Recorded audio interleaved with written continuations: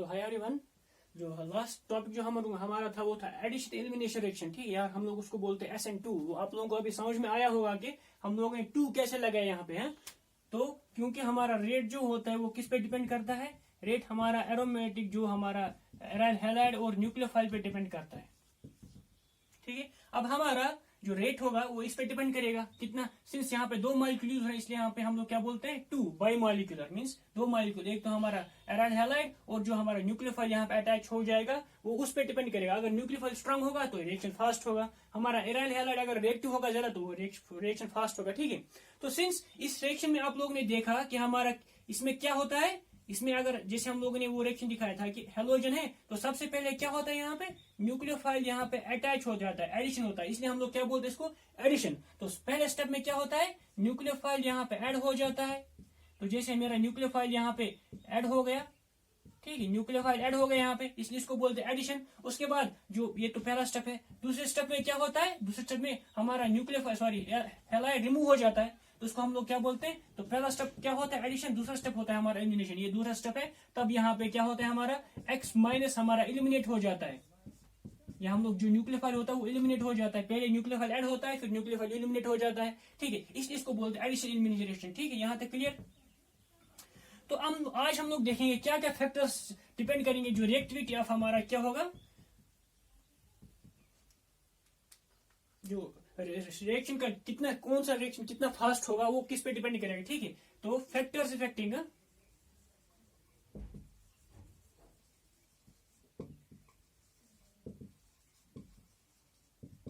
या rate of reaction, या हम लोग बोल सकते हैं रिएक्टिविटी। कौन कौन से फैक्टर्स रिएक्टिविटी पे को असर करते हैं, कौन सा ये वाला रिएक्शन में। ठीक है, तो सबसे पहले क्या है हमारा वो इफेक्ट ऑफ सबस्टिट्यूएंट्स। ठीक है, इफेक्ट ऑफ सबस्टिट्यूएंट्स।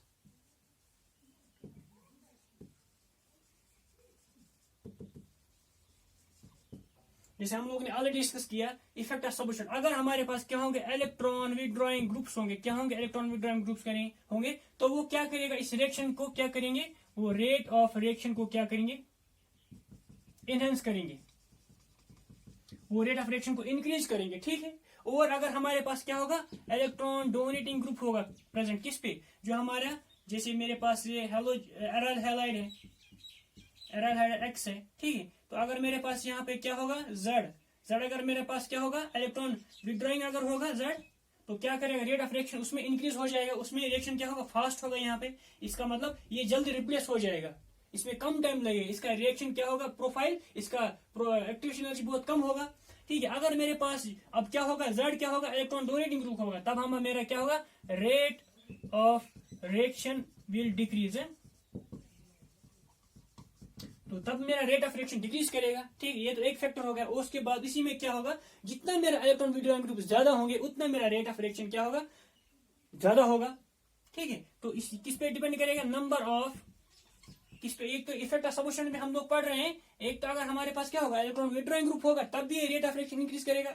अगर हमारे पास इलेक्ट्रॉन डोनेटिंग ग्रुप्स होंगे तब क्या करेगा, रेट ऑफ रिएक्शन डिक्रीज करेगा ये। और अगर हमारे पास क्या होंगे, number of electron withdrawing groups, जितना हमारा number of electron withdrawing groups increase करेगा उतना हमारा रेट ऑफ रिएक्शन फास्ट होगा। फॉर एग्जांपल इसको हम लोग कैसे एक्सप्लेन करेंगे, जैसे मुझे ये रिएक्शन करना है, मेरे पास यहाँ पे क्लोरोबेंजीन है और क्लोरोबेंजीन के ऑर्थो पोजीशन पे मेरे क्या अटैच है, NO2 है, एक NO2 ग्रुप अटैच है, एक इलेक्ट्रॉन विड्रॉइंग ग्रुप यहाँ पे अटैच है। अब इसके साथ मुझे क्या करना है, मुझे यहाँ पे OH, क्लोरीन के बदले OH लेके आना है। क्या करना है, तो मुझे क्या करना पड़ेगा, 423 डिग्री सेंटीग्रेड इसको हीट करना पड़ेगा।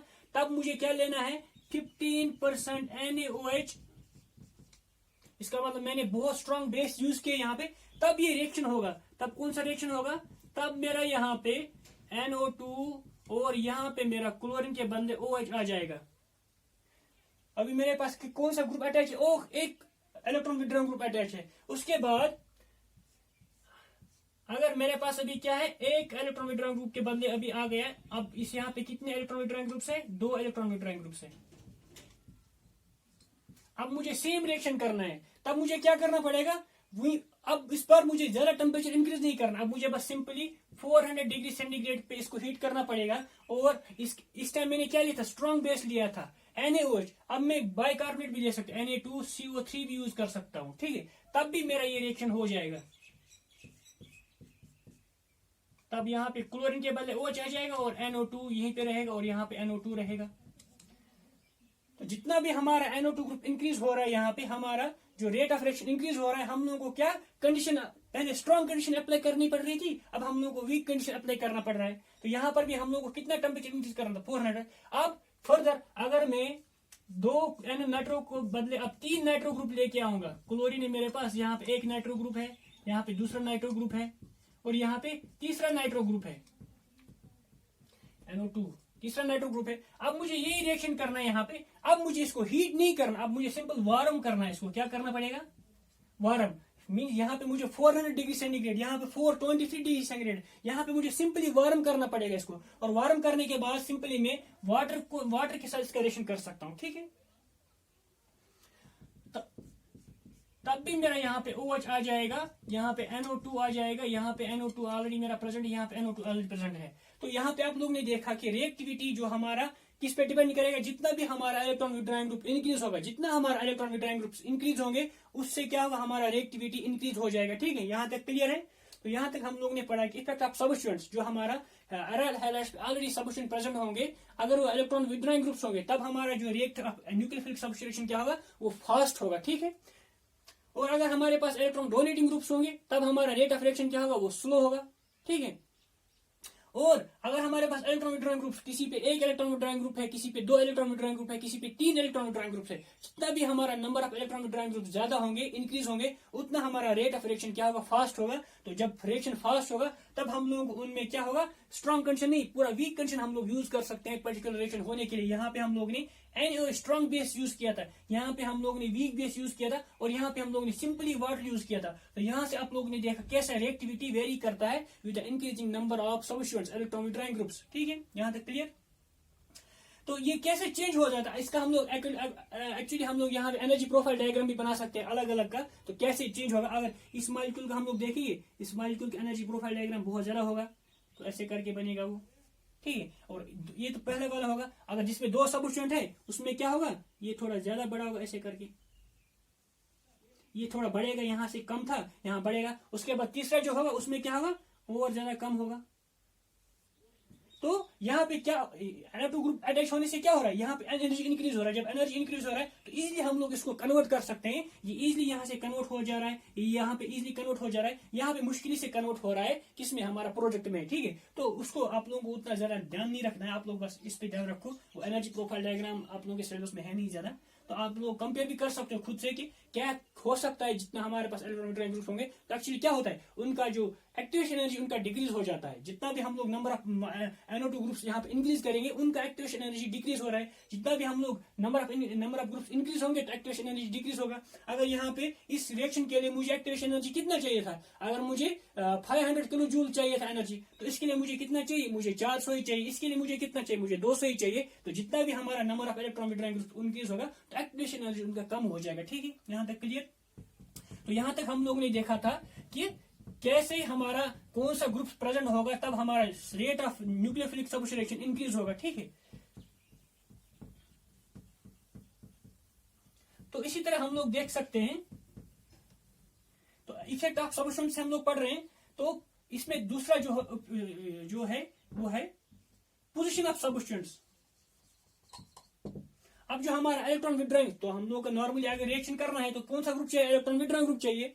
तो हम लोग अब उसका पोजीशन भी इंपॉर्टेंट है, क्या है, तो हमारा जो क्या है पोजीशन भी इंपॉर्टेंट है रेट ऑफ रिएक्शन इंक्रीज करने के लिए। फॉर एग्जांपल, तो मैंने जो पहले ही बोला था, जो हमारा हेलोजन अटैच है, वो मैंने इंट्रोडक्टरी इसके चैप्टर इसमें पहले वो लेक्चर 3 में बोला था। अगर मेरे पास हेलोजन यहाँ पे अटैच है और मेरे पास जो इलेक्ट्रॉन विड्रॉइंग ग्रुप अगर वो आर्थो और पैरा पे होंगे, कौन सा, electron withdrawing groups ortho and para पे होंगे, पैरा एंड आर्थो पे होंगे, तब मेरा रेट ऑफ रिएक्शन क्या होगा, इंक्रीज होगा। तो ये वाला सिचुएशन, ये वाला कंडीशन फेवर करता है न्यूक्लियोफिलिक सब्स्टिट्यूशन रिएक्शन के लिए, ठीक है।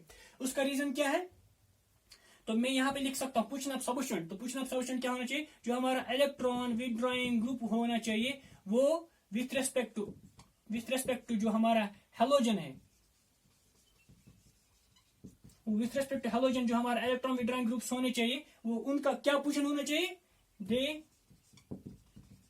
मस्ट बी एट ऑर्थो और पैरा, या तो ऑर्थो पे होना चाहिए या पैरा पे होना चाहिए। अगर ऑर्थो पैरा पे होगा तो तब ज्यादा ही रिएक्शन होगा, या ऑर्थो पे होना चाहिए अदरवाइज पैरा पे होना चाहिए। तो मेटा पे होने से ये वाला रिएक्शन फेवरेबल नहीं है, ठीक है। तो कौन सी पोजीशन पे होना चाहिए हमारा इलेक्ट्रॉन विड्रॉइंग ग्रुप, तो electron withdrawing group with respect to halogen जो होने चाहिए वो ऑर्थो पे होना चाहिए या पैरा पे होना चाहिए, तभी ये रिएक्शन फीजेबल है। तो उसका हम लोग कैसे एक्सप्लेन करेंगे, तो उसका रीजन ये है कि जैसे मेरे पास यहाँ पे हैलोजन है, ठीक है, तो इसके ऑर्थो पोजीशन में पैरा पोजीशन पे ले लूंगा कौन सा, नाइट्रो ग्रुप NO।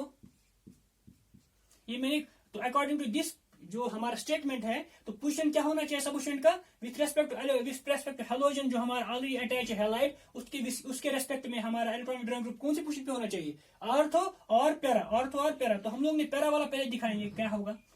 तो जैसे हम लोग यहाँ पे न्यूक्लियोफाइल का अटैक कराएंगे, न्यूक्लियोफाइल मींस OH माइनस हमारा न्यूक्लियोफाइल है, आप लोग जनरल न्यूक्लियोफाइल भी यूज कर सकते हो। तो यहाँ पे क्या होगा, जैसे ये अटैक करेगा यहाँ पे, यहाँ से इलेक्ट्रॉन क्या होगा, ड्रिफ्ट हो जाएगा। क्या हो जाएगा, ड्रिफ्ट। ये इलेक्ट्रॉन पेयर यहाँ पे चला जाएगा, ये इलेक्ट्रॉन पेयर यहाँ पे चला जाएगा और ये इलेक्ट्रॉन पेयर यहाँ पे चला जाएगा। इसका मतलब ये इजीली क्या करेगा, एक्सपेल करेगा इसके इलेक्ट्रॉन्स को।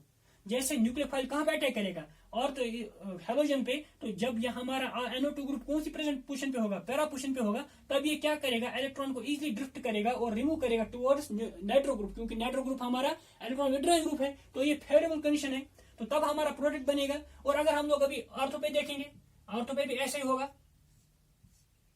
तो ऑर्थो पे भी ऐसे इलेक्ट्रॉनिक ड्रिफ्ट हो जाएगा टुवर्ड्स नाइट्रो ग्रुप, ठीक है। तो हम लोग ऐसे लिख सकते क्लोरीन, जैसे मेरे पास ऑर्थो पोजीशन है यहाँ पे, ये मेरे पास ऑर्थो पोजीशन है, N double bond O single bond O minus plus. तो जैसे यहाँ पे न्यूक्लियोफाइल OH माइनस ने अटैक किया इस पोजीशन पे, तो क्या होगा, ये इलेक्ट्रॉन यहाँ पे चला जाएगा, ये इलेक्ट्रॉन यहाँ पे चला जाएगा, तो इलेक्ट्रॉनिक ड्रिफ्ट हो जाएगा। तो यहाँ पे क्या हो जाएगा, यहाँ पे इलेक्ट्रॉनिसिटी कम होगा, तो न्यूक्लियोफाइल इजिली यहाँ पे अटैक कर सकता है, ठीक है। तो हो गई दो पोजीशन, एक तो पैरा हो गई और ऑर्थो हो गई। अब हम लोग देखेंगे मेटा पे ये पॉसिबिलिटी है कि नहीं है।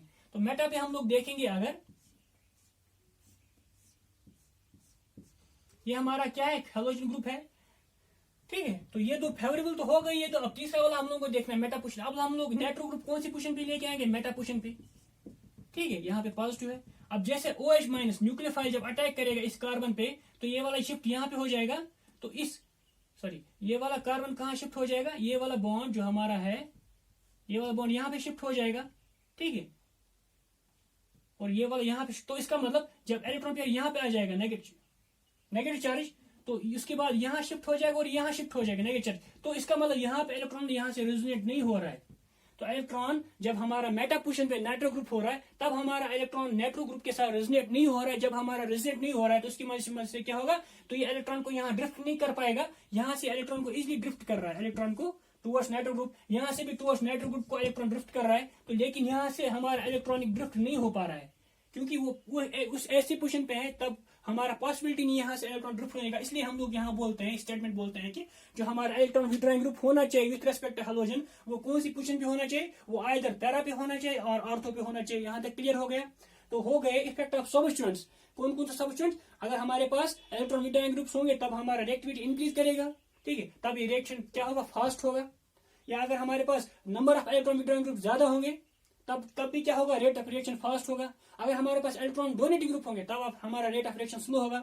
या इफेक्ट ऑफ पोजीशन, जो हमारा इलेक्ट्रॉन विड्रॉइंग ग्रुप्स होंगे विथ रेस्पेक्ट टू हैलोजन, जो हमारा इलेक्ट्रॉन विड्रॉइंग ग्रुप्स होंगे वो कौन सी पोजीशन पे होना चाहिए, आइदर ऑर्थो और पैरा। मेटा पे होने से क्या होगा, वो वाला फेवरेबल सिचुएशन नहीं होगा यहाँ पे, क्योंकि तब हमारा इलेक्ट्रॉनिक जो होगा वो ड्रिफ्ट नहीं होगा टुवर्ड्स नाइट्रोजन। इन दो पोजीशन में हमारा क्या होगा, इलेक्ट्रॉन ड्रिफ्ट हो रहा है, ठीक है।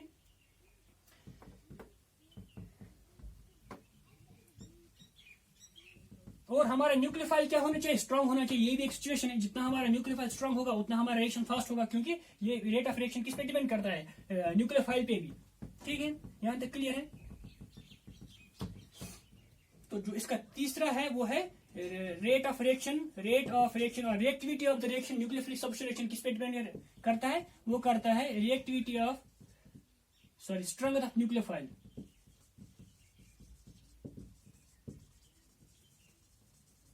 न्यूक्लियोफाइल की स्ट्रेंथ पे भी डिपेंड करता है। जितना हमारा न्यूक्लियोफाइल स्ट्रांग होगा, जैसे मेरे पास OH है, स्ट्रांग न्यूक्लियोफाइल है, या हमारे पास वीक बेस है, वीक बेस हमारा Na2CO3 हम लोग एक्वस जब लेते हैं तब क्या होगा, ये स्ट्रांग है, ये वीक है, तो ये वाला रिएक्शन फास्ट होगा, ये वाला रिएक्शन स्लो होगा, ठीक है ना। तो इसका जो अभी चौथा जो इंपॉर्टेंट है वो हमारा एराइल हैलाइड से क्या है। तो हम लोग तो ये सबस्ट्रेट यूज कर रहे हैं, ये सबस्ट्रेट यहाँ पे यूज हो रहा है, इसका जो हमारा CX बॉन्ड पे डिपेंड करेगा हमारा रिएक्टिविटी, क्योंकि जब हमारा न्यूक्लियोफाइल यहाँ पे अटैक करता है, वो इस इप्सो पोजीशन पे अटैक करता है, अब ये कितना इजीली ये बॉन्ड टूटेगा उस पर भी तो रेट ऑफ रिएक्शन डिपेंड करेगा। तो हमारा जो रिएक्टिविटी होता है तो वो होता है fluorine is more reactive than chlorine, is more reactive than bromine, is more reactive than iodine, ठीक है। इसका मतलब अगर मेरे पास एक फ्लोरोबेंजीन है, इसका मतलब हो गया अगर मेरे पास फ्लोरोबेंजीन है, यहां से कोई NO2 ग्रुप अटैच है, और मेरे पास क्या है, मेरे पास क्लोरोबेंजीन है, और यहाँ पे मेरे पास कौन सा ग्रुप अटैच है, NO2 ग्रुप अटैच है। तो जब मैं इनका न्यूक्लियोफिलिक सब्स्टिट्यूशन करूंगा, क्या करूंगा, दोनों का न्यूक्लियोफिलिक सब्स्टिट्यूशन करूंगा, इसमें रेट ऑफ रिएक्शन क्या होगा, फास्ट होगा, इसमें स्लो होगा, क्योंकि यहाँ पे कौन सा ग्रुप अटैच है, फ्लोरीन क्या है, मोर इलेक्ट्रोनेगेटिव है। जब मोर इलेक्ट्रोनेगेटिव होगा, जब ये यहाँ पे अटैच हो जाएगा तो यहाँ पे नेगेटिव चार्ज क्रिएट हो जाएगा, तो वो नेगेटिव चार्ज को अपनी तरफ खींचेगा ऊपर, जब ना अपनी तरफ खींचेगा ऊपर तब यहाँ पे पॉजिटिव चार्ज आ जाएगा, तो इसको फेवर करेगा ये वाला स्टेप, ठीक है। तो हम लोग बोल सकते हैं यहाँ पे कैसे होगा, जैसे मेरे पास